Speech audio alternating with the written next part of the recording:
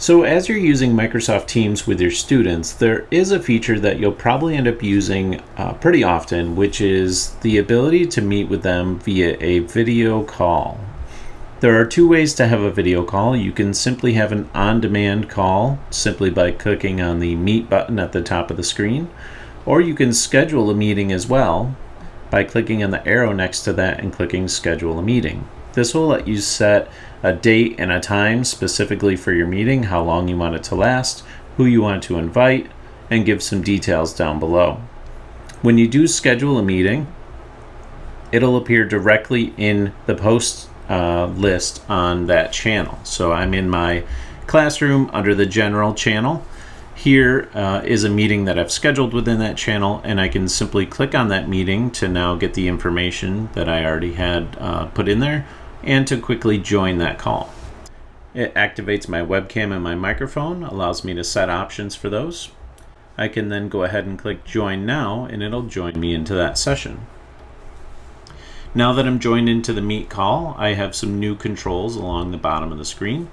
First is to turn the camera off, so I can disable my camera, which isn't the best option during a video call, especially if you're working with students. They're going to want to see your face. You do have the ability to mute, so anytime anyone else is speaking, you're going to want to click mute so that you're not speaking over the top of them. I also have the ability to click on the shared tray. The shared tray allows me to share specific applications running on my computer, so I could choose just one application. I could choose an entire desktop, so I have multiple displays on my computer. I have my main desktop and I have a secondary display. I can choose to share one of those. Or I do have the ability over on the right hand side to share a whiteboard if I wanted to, but you could go ahead and choose any of those and share them. You also have the ability under More Actions to get to more options within the meeting. So here you have things like your meeting notes, your meeting details. The details are how to get people connected in. So if someone forgot how to join, you can quickly copy the join info and message that to them. You also have the ability within the More menu to start a recording. So if you wanted to record this session, share it with your students after the fact, you could do that here within the More menu.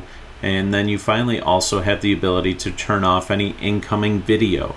So if you find students are really distracted by all of the students having video cameras on for the calls, you can actually turn that off under the More menu, and that'll make it so you're the only person that has video within the call, and hopefully limit some of those distractions.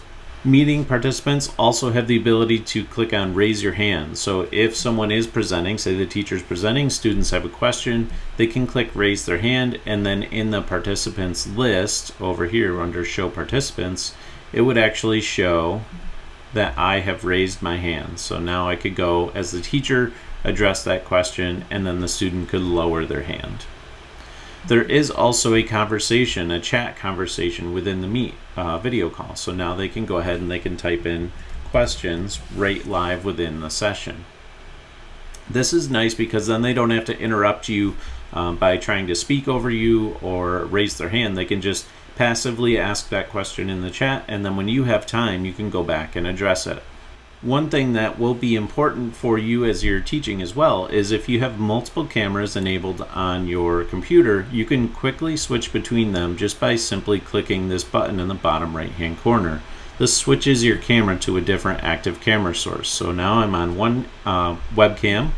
When I click switch, it's going to change to a different webcam on my computer. So if I had another webcam, if I had a document camera hooked up, that button will quickly let me switch between camera inputs so that I can show different things without having to disconnect, reconnect, hook up a new camera. I can have it all set up ahead of time and just quick click on the switch camera button. And now I can switch back. So it's a very simple process. Once you've gone through your entire meeting and you're ready to wrap up, you can simply click on the hang up button, and that ends the call for you.